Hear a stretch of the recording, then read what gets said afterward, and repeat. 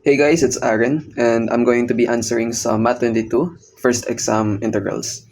So naglagay ako dito ng a few integrals that I tend to forget. So it might help you guys rin, di ba? Okay, let's start. If may nakita kang dalawang functions na pinagdikit lang, most of the time, integration by parts siya. If may nakita ka na dalawa, napapasok sa acronym na LYATE, automatic integration by parts na rin siya, di ba? So sundin nyo lang yung priority. Ano nga ba derivative nito? Similar siya sa ln, so may 1 over x ka. And then may constant siya, depende sa base. So kung walang base, automatic ln 10 siya. Okay. Wag ko lang makalimutan itong dx. And then yung dv natin, yung mas madali, si algebraic. Integrate mo lang to. Anong nga ba yun? Power rule, no? Yan. So from sa discussions nila, ito yung formula for IBB. So sundin mo lang. Minus. Before we do that, may bounds nga pala tayo dito. So, may tulungan dito. Minus integral ng v du. Du natin is this. Okay. Ano yung mga pwede natin bawasin? So, ito, magiging x cubed. Yung 4 and 10, constant lang sila. So, pwede sila ilabas. So, i-evaluate ko lang ito ng mabilis. Palitan ko na rin yung color for clarity. So, this is gonna be 1 over 4 ln 10. Nalinabas lang. Tapos may x cube ka dito, di ba? Nakalimutan ko pala i-bounds. So, whoops. Okay. Now, if i-evaluate natin ito, x4 to the 4, no? 16 ln 10. Tapos may 2 and 1 ka dito. Alright, let's evaluate this. So, 2 raised to 4 is 16. Tama? So, meron ka dito, minus 16 plus 1, 16 ln 10. This is negative 15 over 16 ln 10. Okay, so yan yung right side natin. Ang may iwan na lang dito is itong si left side. So, evaluate natin yan. May 2 to the 4 ulit tayo. So, that is 16 ulit. 16 over 4 is 4. Okay, and then yung isa naman is 1 lang. Alright.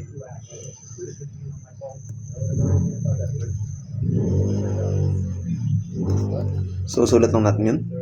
Ang may iwan dito is 16 log 2 over 4. So, 4 na lang to. And then, meron ka ba dito log 1? So, 0.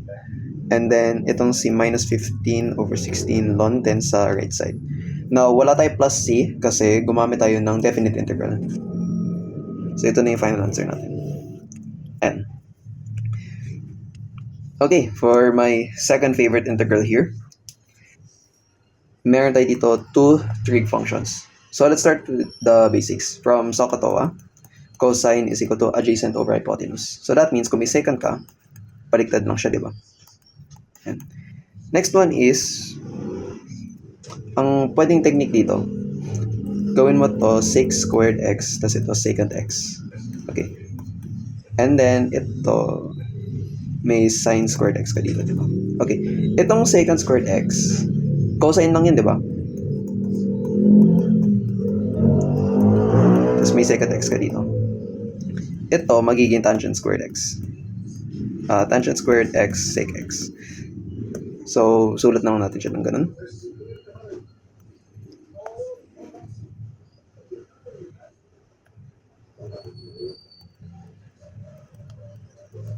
Ayan. Okay, from here, ano yung mga technique na pwede natin gamitin? Si tangent squared x, pwede mo siya sulatin as secant squared x minus 1. And dahil may secant x pa tayo dito, pwede mo lang siya i-distribute ng ganun. So, ang may iwan dito is secant cube x dx minus integral ng secant x dx. Alright, alam niyo na yung ganitong example, di ba? Sa videos nila, gumamit sila ng integration by parts. So, putulin mo lang siya ulit. Gawin mo to secant squared x, tas ito sec x. Ito gawin mo u, ito gawin mong dv. So, u natin is secant x. Actually, baguhin ko nga lang kulay.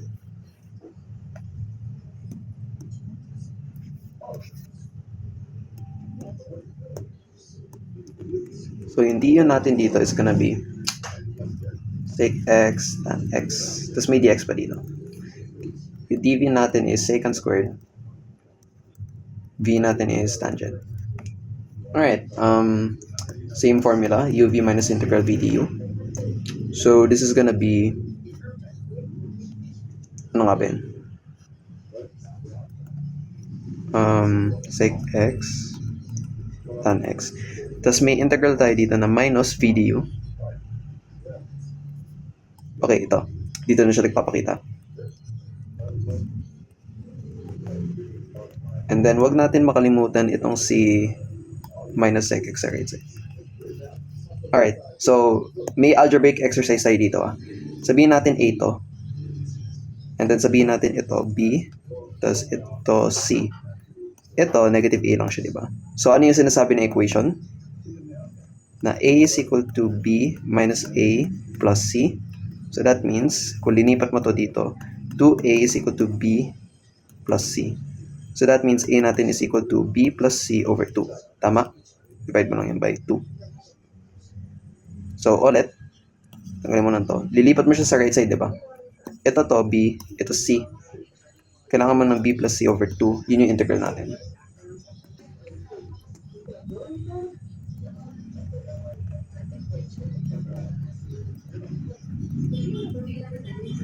Alright, so evaluate mo lang yan. Ang may iwan na lang dito is 1/2 secant x tan x. Ito, elementary integral. Nasa start siya ng video. So, ang may iwan na lang dito is minus 1/2 ln sec x tan x plus c. Ito na yung final answer natin. Yan. Okay. Next integral. Usually, kung ganito, may nakita ka sa denominator, and kaya siya i-complete the square, most likely trig sub ang gagawin. So, paano ulit mag-complete ng square? Okay, sabihin natin A, B, C ito. So, yung A natin is coefficient ito. So, 1. B natin is negative 6. C is equal to 4. The magic number for completing your squares is B squared over 4A. Yan. So, that means this is 36 over 4 times 1, or just 9. Ano sinasabi ng Aaron? Basically, kung in-add mo to ng 9 and sinubtract mo to ng 9, you can complete the square. So, ano nga ba yan? X squared minus 6x plus 9. Tapos meron ka dito 4 minus 9. Okay, so nag-balance out. Itong left side natin, x minus 3 squared. Tama? And itong right side natin is just negative 5. So, sulat mo lang siya ng ganun.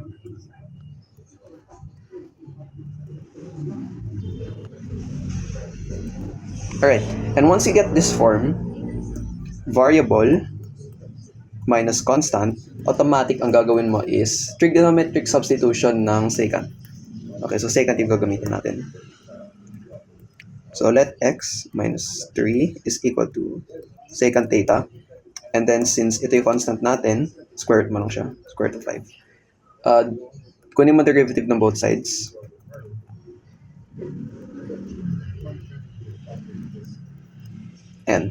And kung nakuha mo na to, ano gagawin natin? So, ito, lalagay mo siya dito. And then, ito, gagawin mo siya dx. So, replace mo lang ito ng ito. Okay. Ano pa yung mga shortcuts na pwede natin gawin? Wait lang. Sige, sulat ko muna yung dx kasi yun yung mas madali.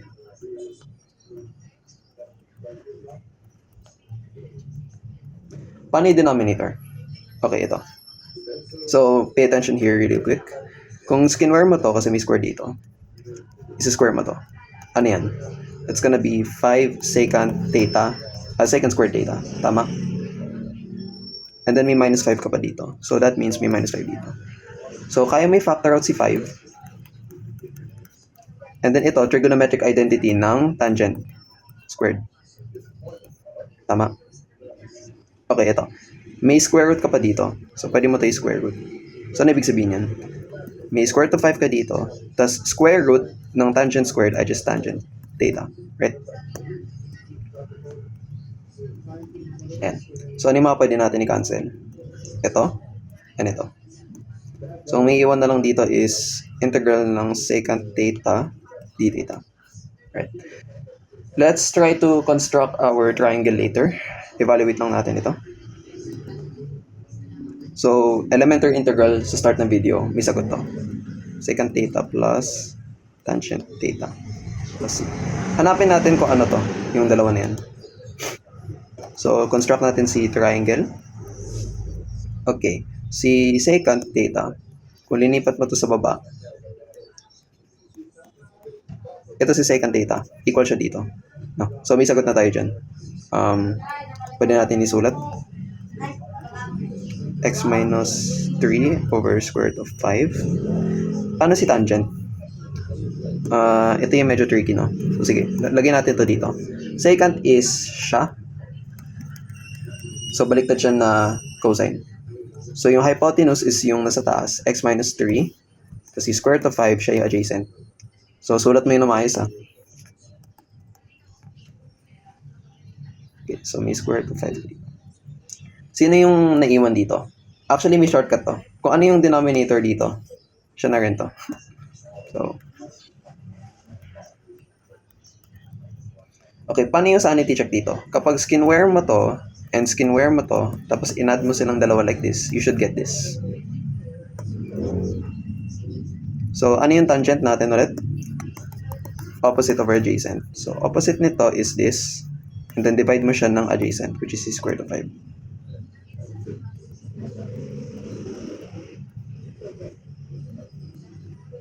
And then may plus c tayo dito. Yan na yung sagot. Yan. Goods pa so far, no? Alright, for my favorite item. Kapag may nakita ka, multiple factors sa denominator, most likely, pwede kang mag-partial fractions. Tapos may madami kang terms sa numerator. Most likely, partial fractions giveaway siya. Okay, paano yung setup dito? Gawin ko na lang to. Wait lang. Sabihin ko na lang na itong term na to is equal to f of x. Alright, para mabilis yung buhay natin. So, yung f of x natin is equal to yung decomposition niya. So, ginawa ko to kasi meron tayo dito repeated term ng x squared. So, yung x tas plus 1 power. And then yung setup nito as is lang. Irreducible quadratic siya. Alright. How many variables? This is x squared. So, automatic 2 variables. And then ito x squared ulit. So, that means 2 variables rin to. Right. So, linear powers, AB. And then yung pangalawa dito, irreducible quadratic. It's gonna be cx plus d. Alright. Paano na yung next steps natin dito? Complete the denominator. We want to multiply this to all of this. So, kung minultiply mo ito dito, mawawala to. Tapos may isang x na may iiwan. No? So, ano yan? X squared plus 5. So, that's gonna be ax cubed plus 5x. So, yan yung first term natin. Okay, so same gist. Ito, multiply mo siya ng denominator. Magka-cancel out itong dalawa. So, may iwan na lang is cx squared plus 5. So, malalaman mo na tama yung ginawa mo kapag power difference of 1, tapos may power difference ka dito of 1. Diba? Next, paano ito? Si C and si D. Actually, unahin muna natin si... Nakalimutan ko pala yung B dito. My bad. Unahin muna natin si D. Siya yung mas madali. Okay, kung si D dito, minultiply natin siya nito, magka-cancel out itong dalawa, ang may iwan na lang is x squared. So, that is just dx squared. And then, same just dito. Multiply mo siya nito, mawawala to. So, that is x squared times x. So, that is x cubed. Alright. So, yan yung numerator side natin. And then, yung numerator, equate mo lang siya sa numerator nito. Alright. Paano yung setup? Ang shortcut ko dito, kunin mo lang yung any of these, tapos i-rotate mo lang siya ng ganun. No? So, ano yung sinasabi ko dito? For A, may x cube ka dito. Wala kang x squared, so 0 siya. at wala ka rin constant, so 0 lang rin yan. So basically, yung coefficient nito, a yan, and then meron ka dito 0x squared, and then meron ka dito 5x, so 5a, and then yung constant natin na 0, so 0 to. Yan yung setup natin dito sa first column. So gawin mo lang talaga yun. Rotate mo lang yung bawat part dito. Okay, so meron tayo dito a, 0, 5a, 0. Nakasunod. For b naman, sa x squared tayo magsisimula. So dito, b, and then 5 yung constant. And then 0 na lahat. Si c naman, x cube lang. So dito. And then 0 na sila lahat. So si d naman ay, ano nga ba yun? X squared, di ba? So dito tayo mag-start. D. And then 0 muna ito lahat. Okay. Yung coefficients natin dito ay mag-equal dito sa numerator. So, decreasing powers, start ka muna sa 9 and at negative 35. So, 9, ay, mali. Okay. 9 minus 11, 30 minus 35. Okay, if may madami kang equations, huwag ka muna masyado mag-panic. Usually kasi, nakalimutan ko pala i-b ulit dito. Okay. Usually kasi, yung mga tawag dito. Yung parts dito, madali lang sila i-solve. So, for example, itong first two equations natin dito, single variable equation lang siya, di ba? So, meron ka dito, 5a equals 30. So, a is equal to 6. Tama? So, up dito nga. 6 na yan. CB, 5b equals negative 35. So, b natin is, divide by 5, b, negative 7. So, negative 7. Yan. So, you see natin dito. Yung a natin, alam na natin 6 siya. So, c natin is negative 3. Ay, sorry, 3 lang. And then yung d natin, ito. D is equal to negative 11 minus b. Yung b natin is this. So, ano yan? Negative 11 plus 7. Negative 4. Tama. So, minus 4 to. Alright, and once na nakuha mo na to, pwede mo na i-integrate ito. Integrate mo lang silang dalawa. So, sulat ko lang siya.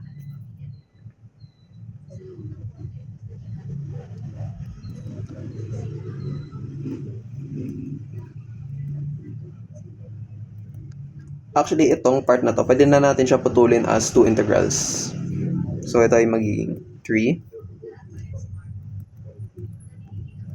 Tapos ito, negative 4. So, mag-ingat kayo na dapat may x to, tapos ito wala. Kasi, ayun, naka-b siya dito. Alright, next is,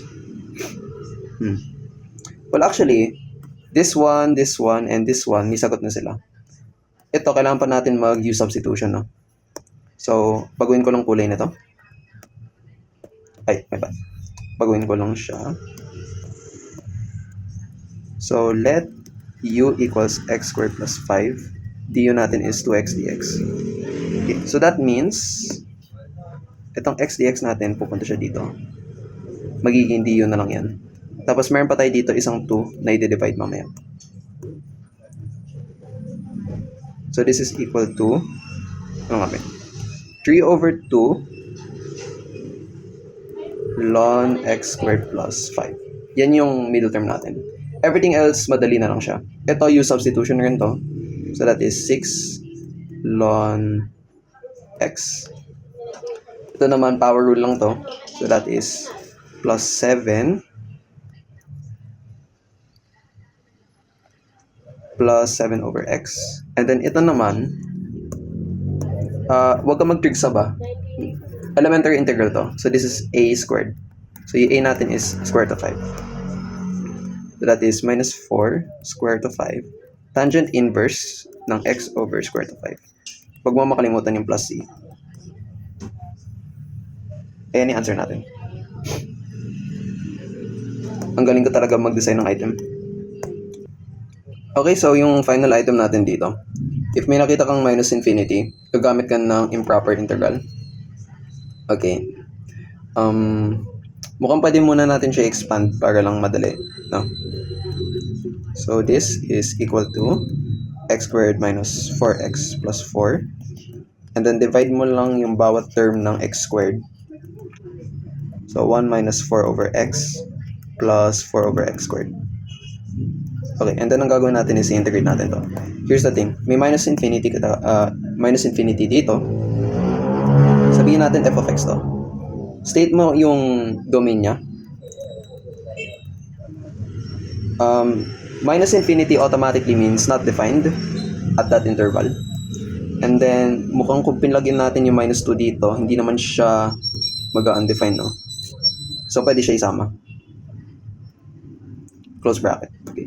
For every open bracket, that's gonna be one extra letter. So, ganun mo isa-set up yung integral mo. So, we should have here the limit na mag-approach dito sa undefined ng a minus 2 ng integral na to. Okay. Actually, this part is just power rule eh. So, medyo straightforward naman. X minus 4 ln absolute. Tapos ito, minus 4 over x. Tama ba? Negative 2 plus 1. Yeah, okay. And then, i-evaluate natin ito from negative 2 and a. Alright. Actually, may mga shortcuts to. So, pwede mo ito yung mental. Diba? Mukhang hindi naman siya mag-diverge. The problem is kapag ginawa na natin to a, and then yung a mo, gagawin mo pang negative infinity. Okay, so, why did I bring that up? So, if may minus infinity ka dito, and then may infinity ka dito, na in-absolute natin, minus infinity rin to. So, automatic magda-diverge siya. Diba? You don't need to write the entire evaluation. You just need to show na magda-diverge siya. So, this ng a minus 4 ln a minus 0 is equal to negative infinity. So, diverges. So, that means, conclude mo lang na yung integral natin, pwede mo na to gawing equal to I. Yan. I